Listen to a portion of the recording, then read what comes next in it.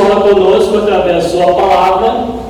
A palavra de Deus é a Bíblia, e a Bíblia ela engloba um período de pelo menos 6.000 anos.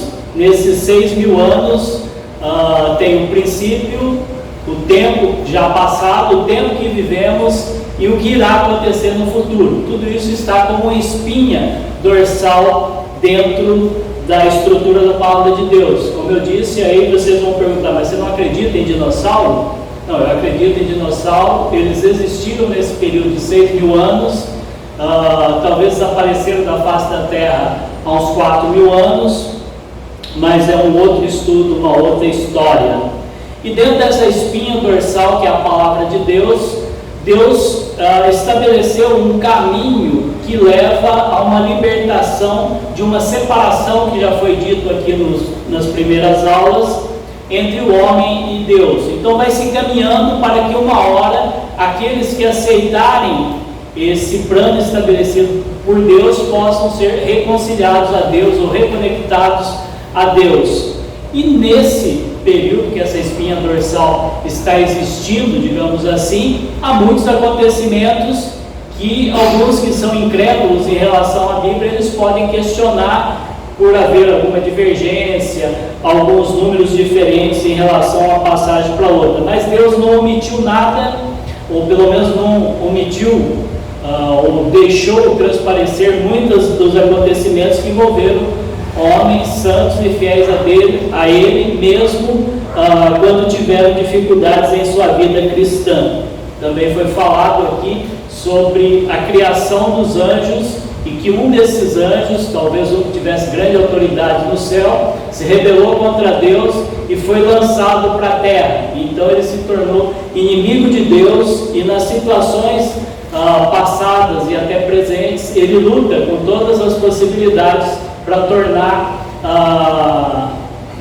como querendo dizer que Deus fosse mentiroso e fazer com que o homem trabalhe contra a vontade de Deus.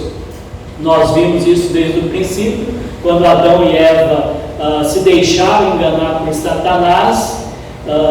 Deus trouxe um alívio para eles com vestes e pôde, digamos assim, acobertar um pouco daquele sofrimento que eles tiveram pela salvação diante de Deus. Seus filhos, Abel e Caim, passaram por um processo diante de Deus de aceitação, quando Deus aceita o sacrifício de Abel e rejeita o de Caim, porque o de Abel estava dentro daquilo que ele havia estabelecido.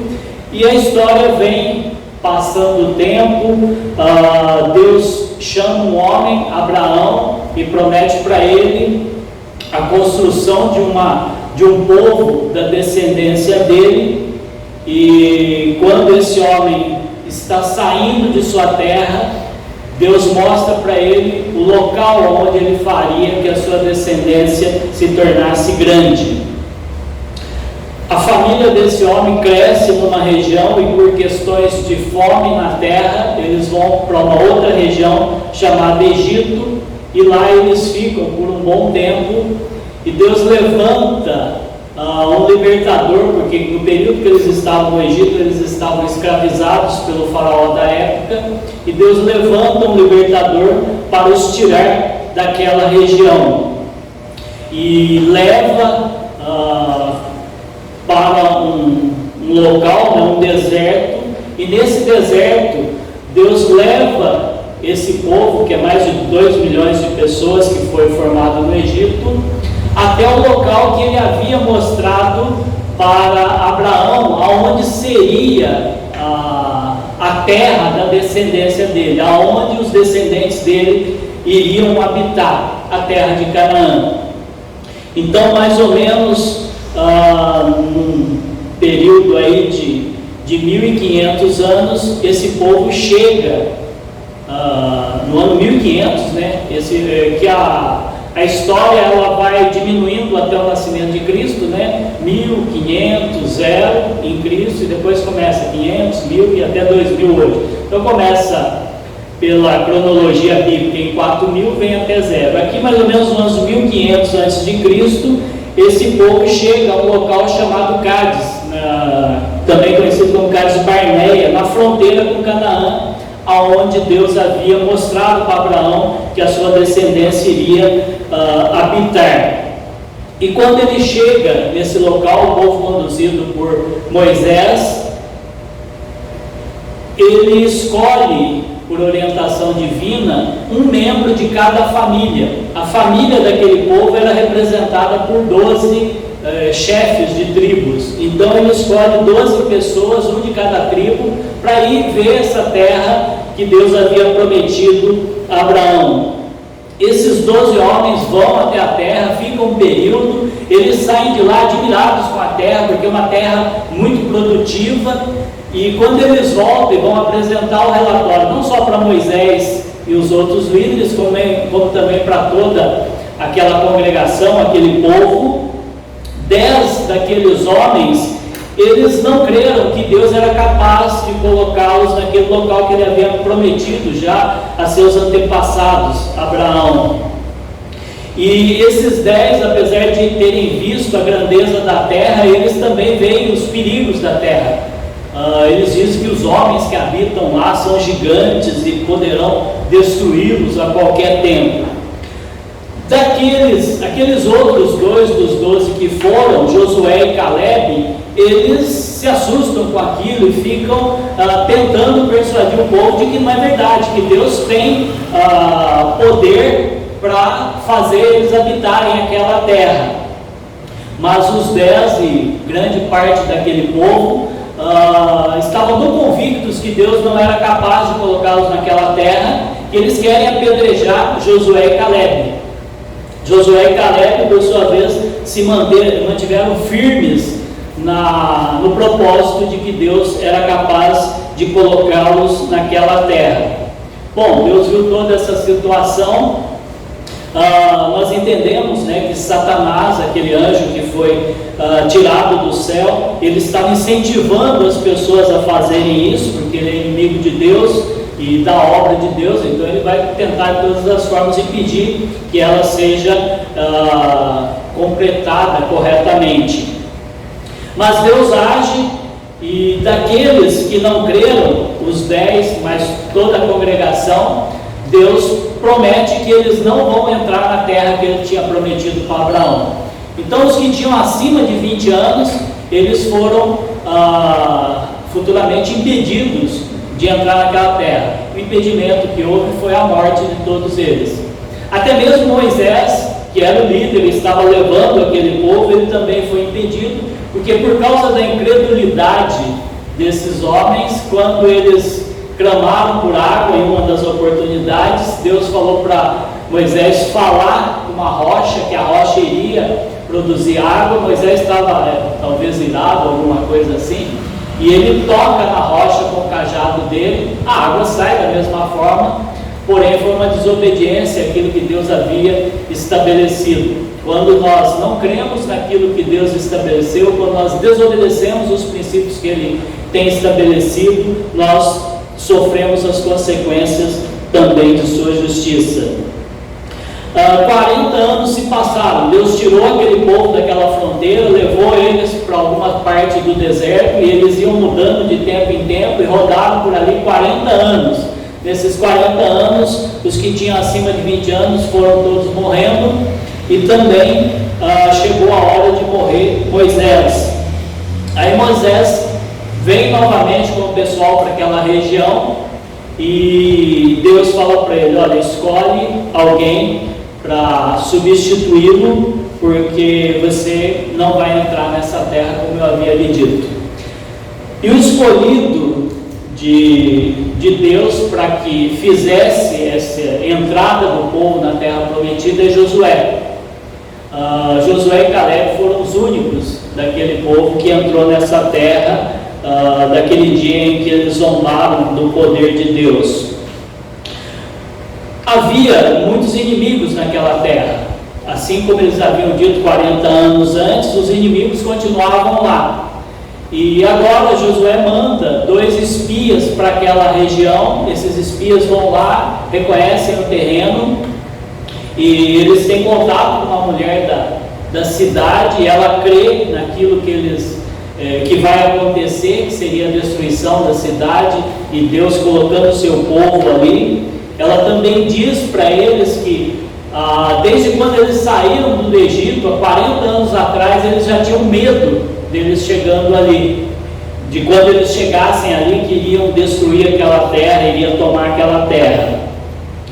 E essa mulher chama Raabe, e os espias fazem um pacto com ela que se ela colocasse uma faixa em frente à casa dela não seria destruída e nem os que estivessem dentro dessa casa. O povo chega na cidade de Jericó, que é a primeira cidade onde eles vão tomar posse de toda aquela região, e não por suas forças, mas pela força de Deus eles tomam a cidade. Deus diz para eles que eles não precisam lutar a princípio, mas que eles rodeiem a cidade por 6 dias, e no 7º dia que eles rodeassem a cidade por 7 vezes. O povo faz isso, grita, e quando eles gritam, os muros da cidade caem pelo poder de Deus. Então a força de Deus, o poder de Deus é que destruiu aquela cidade. O povo só tinha que obedecer o que Deus mandava. Executando a vontade de Deus, é possível que isso fosse acontecendo. Depois que o povo entrou nessa terra, entre altos e baixos, passado algum tempo, Josué morreu.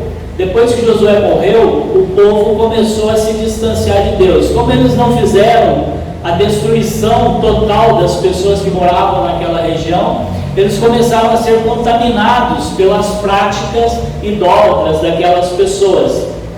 E começou um período sequente de um povo fazer o que era mal perante Deus, começar a adorar os ídolos estranhos a Deus. Deus mandava um dos vizinhos como opressão para fazer aquele povo como escravo ou fugitivo. Aquele povo sentia que estava numa situação ruim, e aí eles se voltavam para Deus, eles oravam a Deus pedindo para Deus libertar eles. E aí Deus, durante um bom tempo, começou a enviar juízes para libertar esse povo. Tem nomes famosos nos juízes. Um nome bem famoso que todo mundo conhece é Sansão. Foi um dos libertadores do povo de Israel nessa época, mas tem vários. Aí esse juiz vinha, derrotava aquela nação que estava oprimindo o povo de Israel, e eles viviam um tempo bem. Quando eles começavam a fazer errado de novo, voltava todo aquele ciclo vicioso. Nós também somos assim. O pecado vem, bate a porta da nossa vida. Às vezes ele pode até nos dominar, nos escravizar. Nós lamentamos, choramos, oramos, invocamos a Deus. Deus nos manda uma libertação para nós, uma forma de livrar daquela situação. A paz nos vem, ficamos tranquilos e caímos de novo. Mas essa adoração aos ídolos, pelo o ódio que Satanás tem em relação a Deus e a sua obra, e é ele quem incentiva os homens a fazerem isso. Então a proposta inicial para que haja essa adoração vem de Satanás, mas Deus sempre proporciona uma saída para que nós voltemos para Ele e o adoremos. Isso aconteceu mais ou menos uns 300 anos depois da morte de Josué. E nessa época, dentro desse ciclo de juízes que vinha e libertava, o povo começou a prestar atenção nas nações que estavam a seu redor. E as nações tinham o seu rei. E o povo de Israel, o rei deles era o Deus verdadeiro. E Deus providenciava meios deles sobreviverem.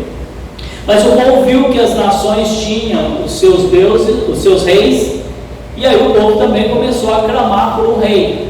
Já haviam passado muitos juízes por aquela nação, e o último juiz em evidência era Samuel. Ele já estava bem velho, e eles estavam incomodados porque os filhos dele não seguiam os mesmos passos dele, e eles começaram a pedir um rei. Era uma inveja que eles tinham das nações vizinhas. A vontade de Deus é que eles se contentassem em tê-lo como seu rei.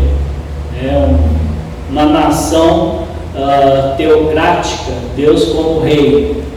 Mas Deus permitiu que aquele povo tivesse um rei segundo a vontade deles. E Deus escolheu para eles, pela vontade deles, o rei Saul. E falou para Samuel: olha, pode ir lá e ungir Saul, ele vai ser rei de Israel. Não é você que eles estão rejeitando, porque você está velho e não tem um filho que assuma o seu lugar, mas eles estão rejeitando a mim como Deus deles, como rei, Deus e rei deles. A escolha do Saul foi mais ou menos no ano 1100 a.C. Saul não era o rei ideal para a nação de Israel, e ele começou a não caminhar direito dentro dos preceitos que Deus havia estabelecido, e na sua desobediência àquilo que Deus havia proposto, Deus escolhe um outro rei para o local dele. O jovem Davi é o escolhido, e Davi ele é conhecido pelos cânticos que ele escreveu.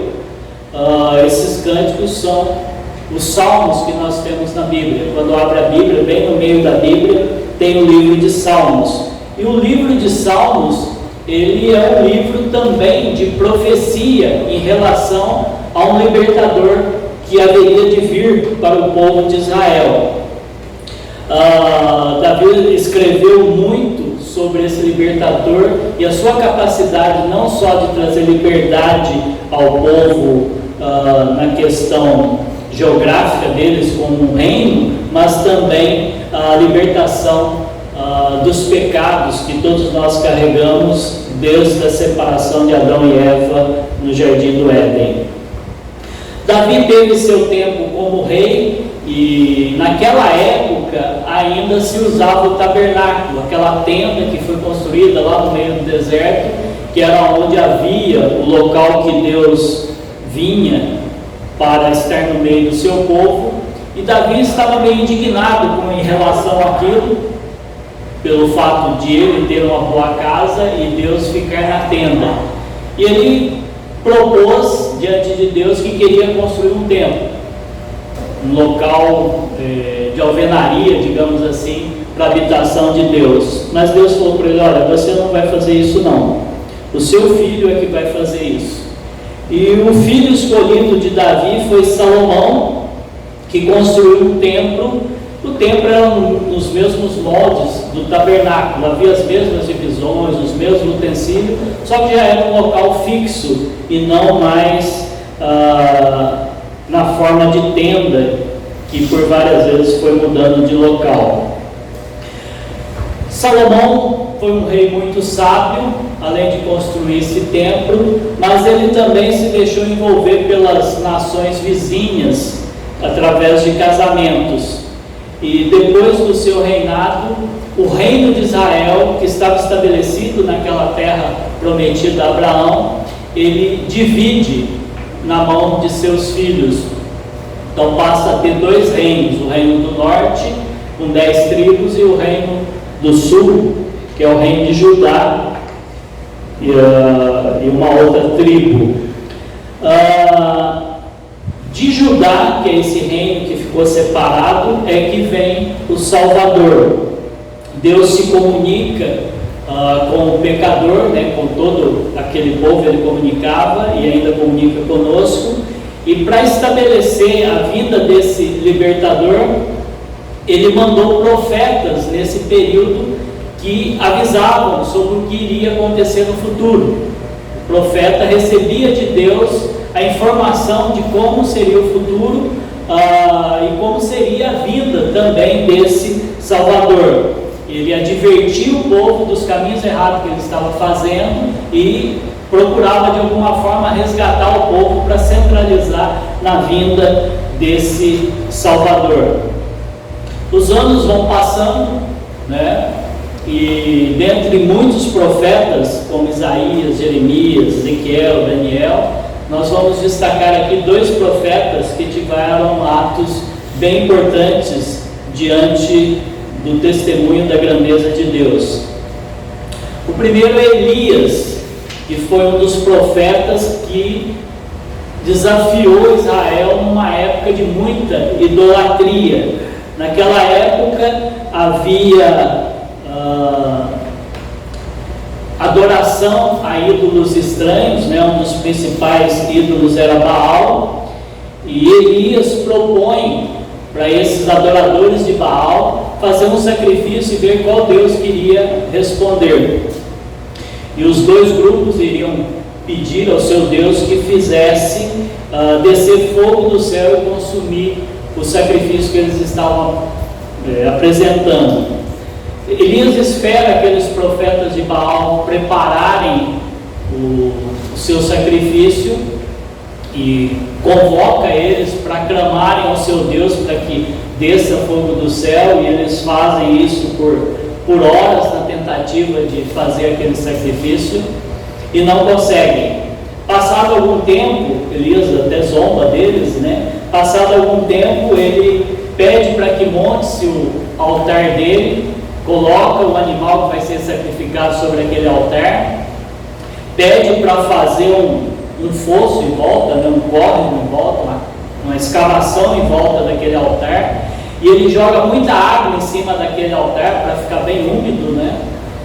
E aí ele ora a Deus, e Deus responde a oração dele. Desce fogo do céu que consome todo o altar, a água que está ali, e com isso Elias prova que Baal não só não podia ouvir a oração dos seus sacerdotes, como não tinha poder nenhum para aquela situação. E somente Deus é que tem poder para não só responder orações, como cuidar de nós.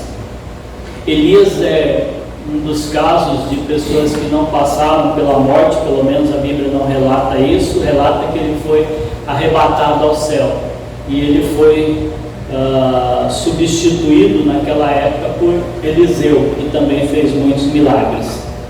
Um outro profeta também de grande impacto naquela época foi o profeta Jonas. É uma história bem conhecida, um profeta que recebe uma ordem de Deus para ir pregar em uma região muito idólatra, chamado Nínive, na Síria, e Jonas resolve não obedecer à vontade de Deus, ou o pedido, ou o mandado de Deus para ele, e Deus traz um juízo para cima de Jonas.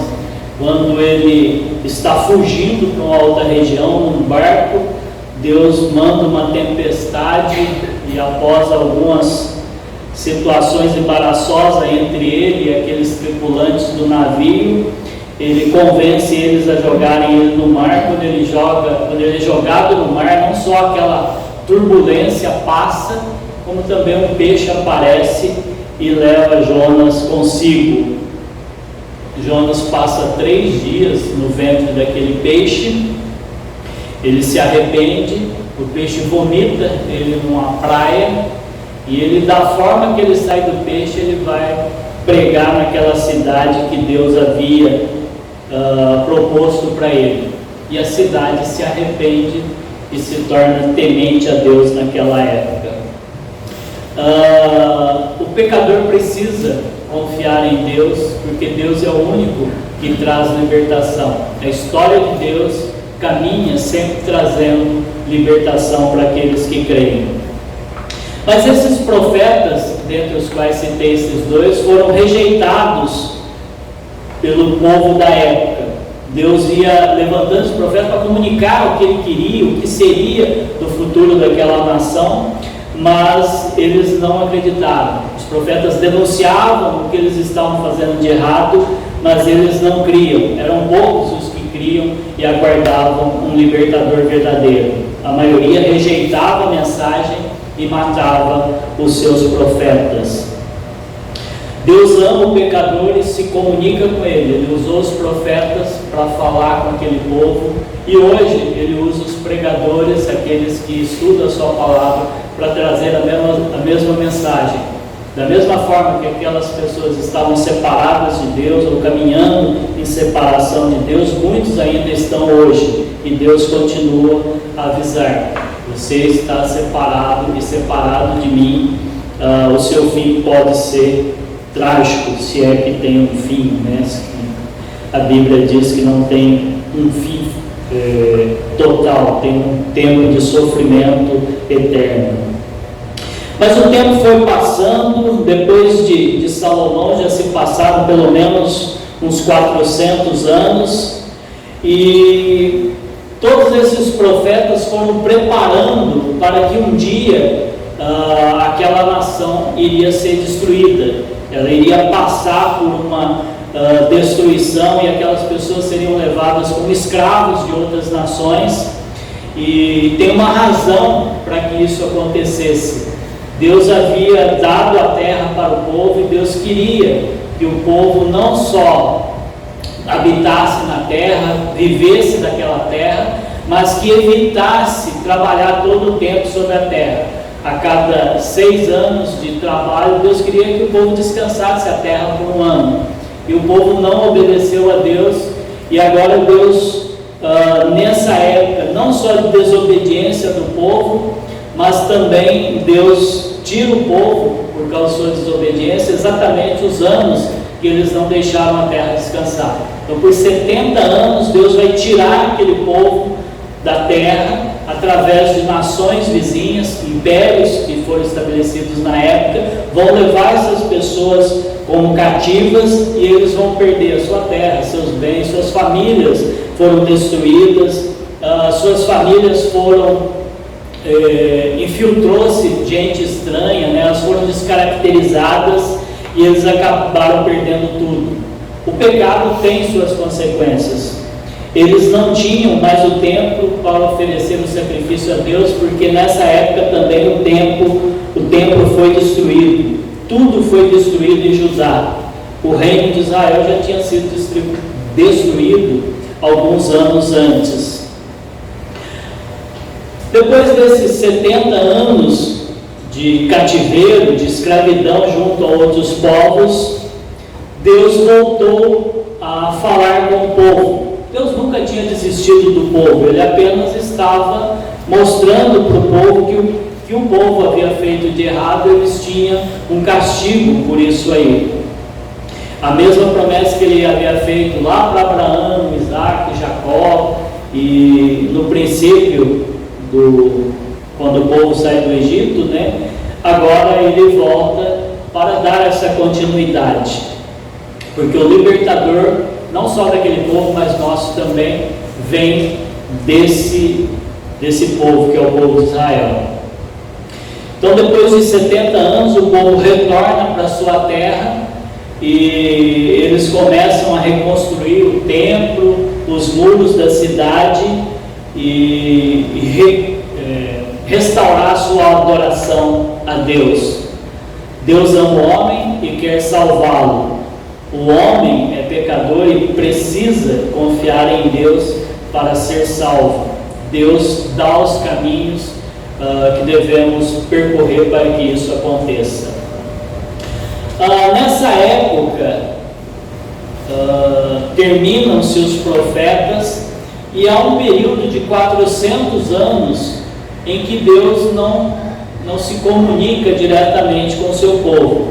É na época de Alexandre o Grande, de Antíoco, de Epifânio, dos Macabeus.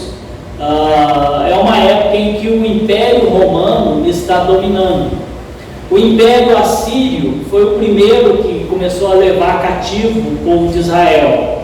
Depois de algum tempo, a Babilônia derrubou o Império Assírio, e ela se tornou império em uma época. E depois o Império Medo-Persa derrubou o Império Babilônico, que foi na época que eles voltaram, depois dos 70 anos. Ainda houve o período do Império Grego, que é um império que trouxe muita influência sobre o mundo até os dias de hoje, né? Tanto em termos de filosofia como de deuses. O próprio Novo Testamento bíblico, ele tem uma grande influência do Império Grego, porque ele foi inclusive escrito na língua grega. E depois do Império Grego surge o Império Romano, mais ou menos no ano 168 a.C. E ele vai até depois da formação da igreja, ele vai até quase no ano 500 depois de Cristo, esse Império Romano. E ele é destruído na época aquelas guerras medievais, né, quando eles tomam Roma. O interessante é que, mesmo sendo o império dominante sobre o povo judeu, né, porque o povo de Israel, eles tinham que pagar tributos para esse Império Romano. Os religiosos judeus, que eram os fariseus da época, eles acabaram se aliando a esse Império Romano e sendo até que manipulados por eles. Nessa época também foram construídas sinagogas, então havia um templo, mas eles construíram locais ou fizeram locais como se fossem salões como esse daqui em suas casas, onde a Bíblia era ensinada, o Velho Testamento, que era o que eles tinham na época. Deus usou isso depois da morte de Cristo, porque em locais como esse é que a palavra de Deus começou a ser ensinada na forma que nós temos hoje. Esse ensinamento que nós fazemos vem por causa de Deus usar essas sinagogas, né, depois da morte de Cristo. Outra coisa que Roma, o Império Romano, fez muito bem, tem até um ditado, né, um provérbio, sei lá como que eu diria que é isso, que fala que toda estrada leva a Roma, né? Mas é que o Império Romano ele era muito bem estruturado, então eles faziam, não necessariamente estrada, vias igual as que nós temos hoje, né, para carro, mas vias como se fosse carreadores no meio do pasto, mas eram muito bem feitos para que as mensagens fossem rápidas, as mensagens dos reis, lá, dos imperadores romanos e dos dominadores da época. Então eles fizeram pelo menos 80 mil quilômetros de ligações, e todas essas ligações, então, quando saía de Roma, iria para qualquer lugar do Império com muita facilidade. Mas eu disse que era igual carreadores, né? Carreadores são aqueles caminhos que tem no meio de café, de plantações, mas isso aqui era muito bem feito, eles eram calçados com pedras. E quando vem os bárbaros e derrubam o Império Romano, né, quando ele está decaindo, eles arrancam essas pedras dessas estradas e constroem os castelos medievais que a gente vê naqueles filmes, Senhor dos Anéis, aqueles lugares, né, aqueles castelos bonitos, né, foram construídos com essas pedras que era a pavimentação das estradas de Roma. Mas na realidade, voltando nos religiosos judeus aqui, né, que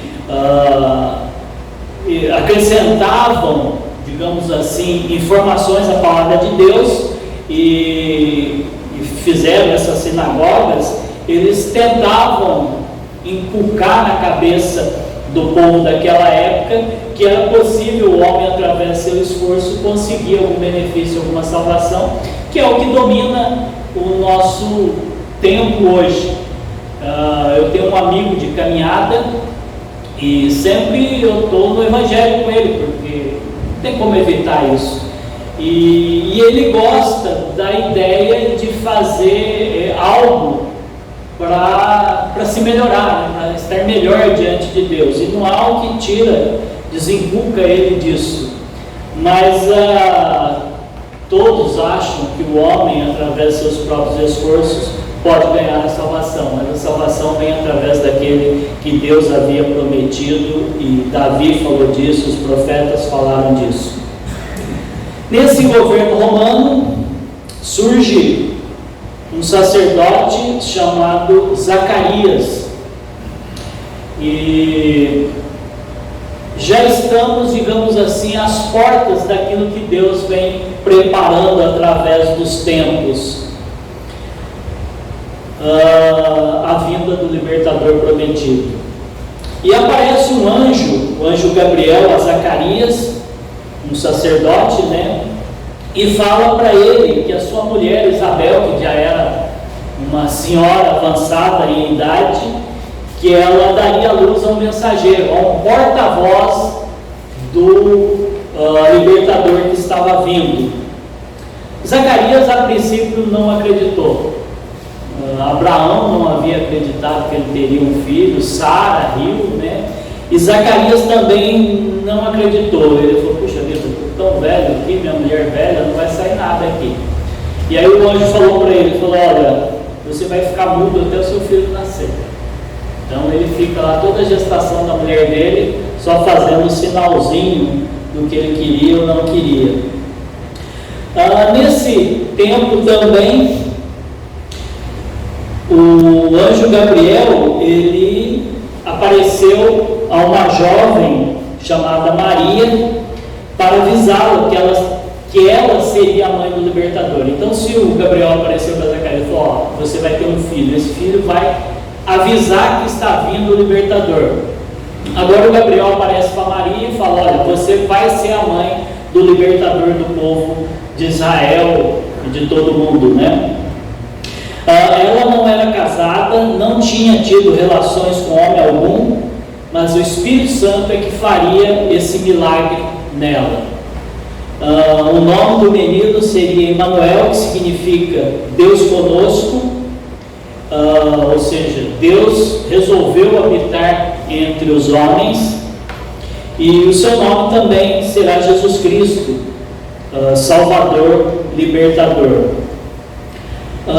Maria, ela foi escolhida para essa missão, ser a mãe do Salvador. O Salvador, ele precisava, a característica principal dele é que ele seja Deus. Então é Deus, por isso que ele chama Emanuel, né? É Deus que vem no meio do povo, porque o homem não conseguia falar com Deus. O homem é criatura de Deus, então Deus precisava tornar-se homem. Mas para que ele se tornasse homem, ele não poderia deixar de ser Deus. Então o Espírito Santo é que faz esse papel, e ele usa Maria para isso, para que Deus se torne homem, e se tornando homem através de Jesus Cristo, ele tem a condição de nos levar até Deus. Passado alguns dias, nasce o primeiro que foi anunciado, João Batista. Como Deus prometeu, João nasceu. E aí, quando ele nasceu, perguntaram qual vai ser o nome do menino. Zacarias ainda não falava, então ele pede lá um local para escrever, né, algo para escrever, escreve que vai ser chamado João, uma tabuinha, e aí ele voltou a falar. Aí todos ficaram maravilhados e queriam saber que poder havia nesse menino que estava nascendo. E Zacarias explica que ele iria apresentar o libertador para todo o povo. João nasceu, cresceu e viveu sozinho nos desertos, mas Deus estava com ele. Ele foi mencionado na Bíblia como voz do que clama no deserto, aquele que viveu sozinho e veio para anunciar a Jesus. Nesse meio tempo, como Maria não tinha um casamento formal com seu esposo José, ele viu que o povo começou a comentar o fato de Maria estar grávida. Em qualquer povo, qualquer nação, se aparecer uma mulher grávida e não tiver companheiro, muitas pessoas vão comentar sobre a origem daquele filho.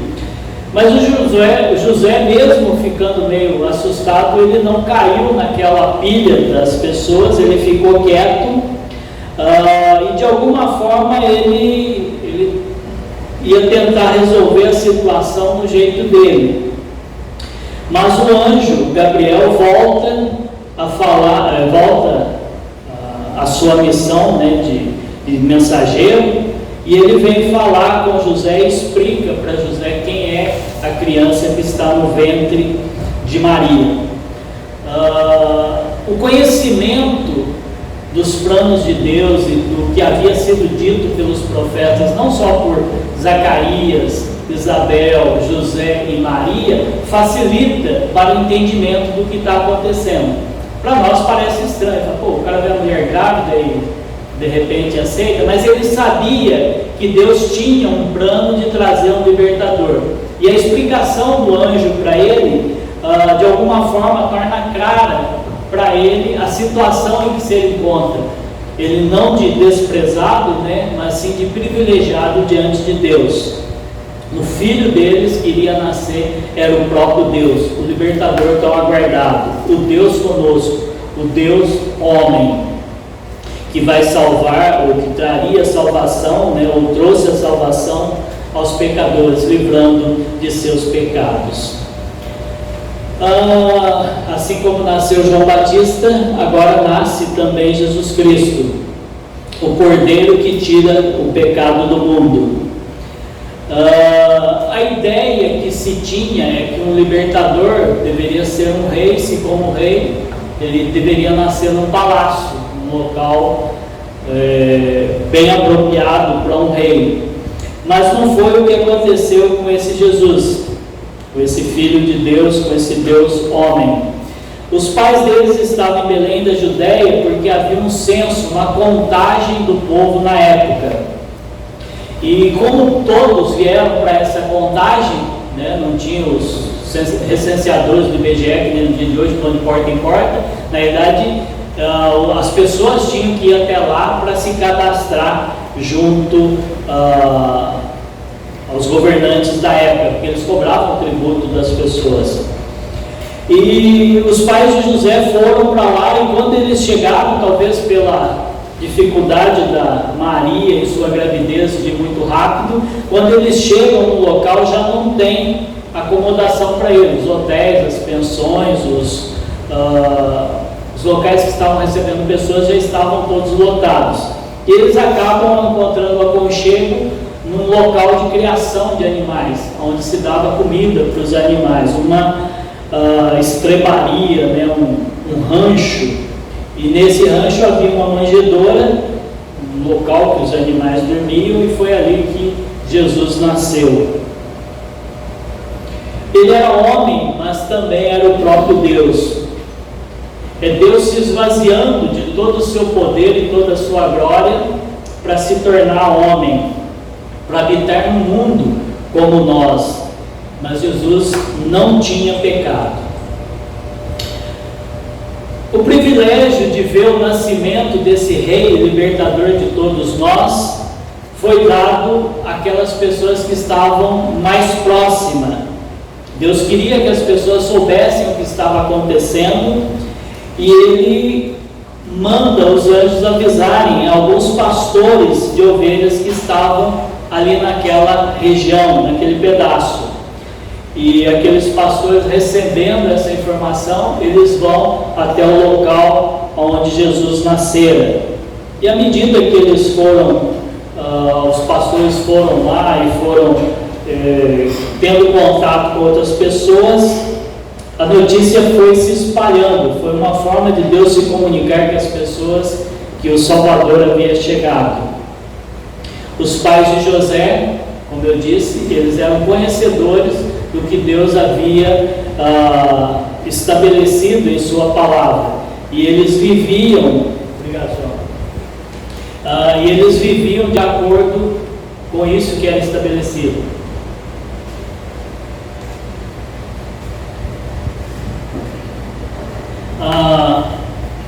E como havia uma ordenança para o povo de Israel, o menino deveria ser apresentado no templo. E os pais levaram esse menino para ser apresentado ao templo. Toda criança deveria ser apresentada ao Senhor no templo. No templo havia Simeão, um idoso que amava a Deus, e quando ele viu aquela criança sendo apresentada no templo, ele reconheceu que Jesus era o Salvador. Também havia uma senhora idosa chamada Ana, que aguardava o nascimento desse Salvador, e quando ela soube que ele estava no templo, também começou a anunciar a todos que o libertador havia chegado. O libertador havia chegado, não havia mais dúvidas em relação a isso. Deus não esqueceu da promessa que ele havia feito lá para Eva no jardim. Mas como que as pessoas vão usufruir desse Salvador, e como Satanás será derrotado? A libertação vem através do crer nesse Salvador, que Ele é o único caminho que pode levar até Deus. E à medida que pessoas vão crendo nisso, Satanás vai perdendo o seu espaço. Depois que ele foi apresentado no templo, vem os magos, alguns anos depois, talvez uns 2 anos depois, para conhecerem a esse libertador, a esse Salvador, a Jesus. Interessante observarmos que esses magos que eram de outras regiões, eles ficaram sabendo desse assunto porque leram a palavra de Deus.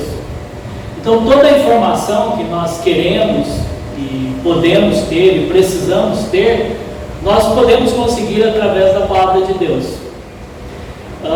Esses magos, eles não eram dessa região, mas eles leram o que o profeta disse para o povo de Israel, e o povo de Israel não entendeu, ou não quis entender aquilo que esse profeta escreveu, mas esses homens entenderam, e de alguma forma, como eles creram naquilo que Deus estava dizendo, Deus proporcionou a eles um resultado para aquele entendimento que eles estavam tendo das Escrituras.